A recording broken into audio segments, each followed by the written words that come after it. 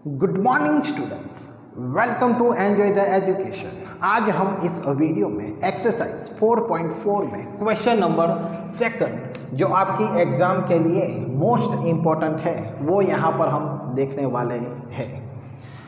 First, the teacher tell the class that the highest mark obtain by a student in her class is twice the lowest marks plus 7। यहाँ पर जो lowest marks जिस students के यहाँ पर आए हैं वो यहाँ पर हमें x एज्यूम करना है, क्योंकि जो भी यहाँ पर लोएस्ट है, यंगर है या लेस है, जो सबसे छोटा है उसी के लिए यहाँ पर हमें वेरिएबल्स एज्यूम करना है।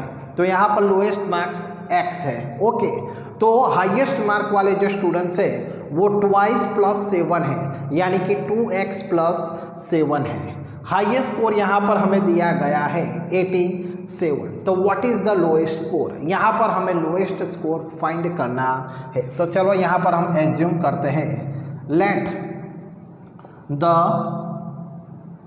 Lowest score is x marks. Okay, तो अब यहाँ पर हम देख सकते हैं जो हाईएस्ट मार्क्स है, the highest marks is twice the lowest marks plus 7। तो यहाँ पर हमें दिया गया है हाईएस्ट मार्क इज ट्वाइस है द लोएस्ट मार्क्स। तो लोएस्ट मार्क्स यहाँ पर x है, इसलिए हाईएस्ट मार्क्स यहाँ पर ट्वाइस है, यानी कि 2x प्लस 7 है, यानी कि प्लस 7 यहाँ पर हमें रखना है। और यहाँ पर हमें ये हाईएस्ट मार्क्स का यहाँ पर हमें इक्वेशन मिलता है 2x प्लस 7। अब यहाँ पर हमें हाईएस्ट स्कोर दिया गया है, the highest score is 87। Therefore 2x plus 7 is equal to 87। यहाँ पर हमें इक्वेशन मिलता है। ओके, तो चलो अब यहाँ पर हम देखते हैं 2x plus 7 is equal to 87। अब यहाँ पर हमें लोएस्ट स्कोर फाइंड करना है, और लोएस्ट स्कोर यहाँ पर x है, इसलिए यहाँ पर हमें x की वैल्यू फाइंड करनी है। तो चलो अब यहाँ पर हम देख सकते हैं 2x प्लस 7, यानी कि प्लस 7 को हम राइट साइड पर ले जाते हैं तो पॉजिटिव 7 है, इसलिए वो नेगेटिव 7 हो जाते हैं। तो 2x इज इक्वल टू 87 में से 7 लेस करते हैं तो 80। अब यहाँ पर x का 2 के साथ मल्टीप्लिकेशन का रिलेशन है, इसलिए यहाँ पर हमें 2 से दोनों साइड डिवाइड करना है। तो 2 2 cut, x is equal to 2 40 80। तो यहाँ पर हमें x इज इक्वल टू 40 मिलता है। तो इस तरीके से यहाँ पर हमें रिटर्न कर सकते हैं, thus the lowest score is 40 marks. इस तरीके से हमें इस सम को यहाँ पर हमें सॉल्व करना था। Okay, next B, in an आइसोस्केल triangle the base angles are equal. तो यहाँ पर हमें आइसोस्केल ट्राइंगल दिया गया है।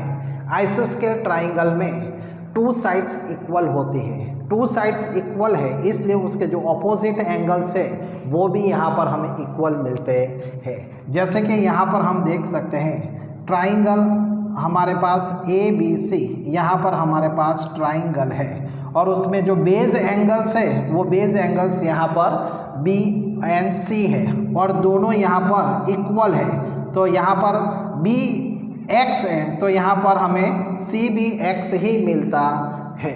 और यहाँ पर हमें दिया गया है the vertex angle is 40 degree, और यहाँ पर हमें वर्टेक्स एंगल 40 डिग्री दिया गया है। What is the base angles of the triangle? तो base angles of the triangle जो यहाँ पर है XX, उसकी वैल्यू क्या है वो यहाँ पर हमें फाइंड करना है। ओके, तो चलो यहाँ पर हम देखते हैं। तो यहाँ पर हमने एज्यूम कर लिया बेस एंगल्स x। तो let let the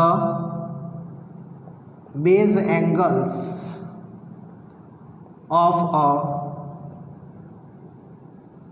triangle is x degree. Okay, तो इन ट्राइंगल हमने यहाँ पर एज्यूम किया है, in triangle A B C angle B is equal to angle C is equal to x degree. यहाँ पर B और सी यहाँ पर इक्वल है, इसलिए यहाँ पर हमने एक्स डिग्री लिख दिया। Angle A is equal to यहाँ पर हमें 40 डिग्री दिया गया है। अब यहाँ पर हमें पता है कि एंगल के तीनों एंगल्स को यहाँ पर हम उसका सम करते हैं, तो तीनों एंगल्स के सम यहाँ पर हमें 180 डिग्री मिलता है। ओके, तो चलो यहाँ पर हमने लिखा angle A plus angle B plus angle C is equal to 180 degree. अब ए की वैल्यू यहाँ पर 40 डिग्री है, ए बी एंड सी की वैल्यू यहाँ पर हमें पता नहीं है, इसलिए यहाँ पर हम x रिटर्न करते हैं। इज इक्वल टू 180 डिग्री, तो 40 degree plus 2x is equal to 180 degree.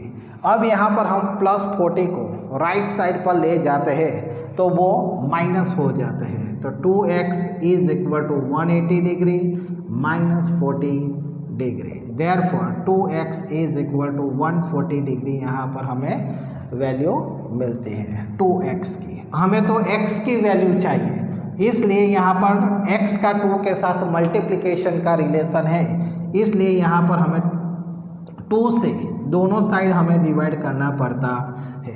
इसलिए यहाँ पर हम देख सकते हैं 2 2 कट 2 70 जा 140, यानी कि x की वैल्यू यहाँ पर हमें 70 डिग्री मिलते हैं। Okay, 10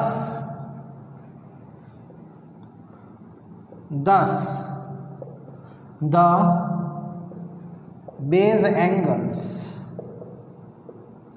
of a triangle is 70 degree यहाँ पर हमें मिलता है। ओके, दोनों यहाँ पर जो एंगल्स है बी एंड सी दोनों की वैल्यू यहाँ पर हमें 70 डिग्री मिलती है।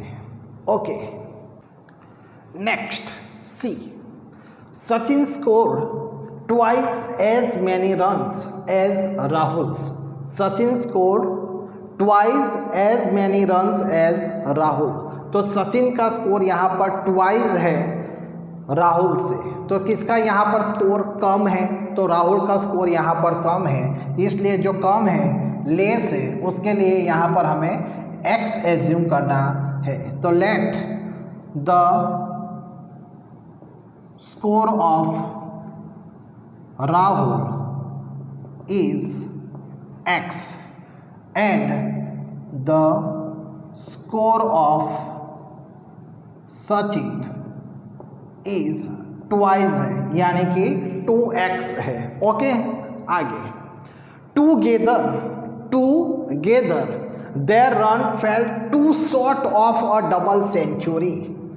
अब यहाँ पर हमें दिया गया है टूगेदर, यदि हम दोनों का एडिशन करते हैं, टूगेदर यानी कि दोनों को हम जॉइन कलेक्ट करते हैं, there runs fell two short of a double century. Double century यानी कि 200, उसमें 2 शॉर्ट यानी कि 2 रन्स उसमें कम है, तो 200 में 2 रन्स कम है यानी कि 198 रन्स दोनों का टूगेदर रन्स यहाँ पर होते हैं। तो चलो यहाँ पर हम रिटर्न करते हैं, x plus 2x is equal to double century से 2 शॉट्स कम है। ओके, यानी कि यहाँ पर दोनों का एडिशन करते हैं x प्लस 2x यानी कि 3x इज इक्वल टू 198, यहाँ पर हमें इक्वेशन मिलता है। आगे how many runs did each one score, यहाँ पर दोनों के कितने स्कोर होते हैं वो यहाँ पर सेपरेटली यहाँ पर हमें फाइंड करने हैं। ईच वन स्कोर यानी कि यहाँ पर हमें सचिन और राहुल दोनों का हमें यहाँ पर स्कोर फाइंड करना है। तो चलो यहाँ पर हम देखते हैं x की वैल्यू पहले फाइंड कर लेते हैं। इन दोनों के बिटवीन में मल्टीप्लिकेशन का रिलेशन है, इसलिए इसे सेपरेट करने के लिए हमें 3 से डिवाइड करना पड़ता है। तो 3 3 कट, तो x is equal to 3 6 18, 1 remainder 3 6 18, यानी कि यहाँ पर x की वैल्यू 66 यहाँ पर हमें मिलती है। 10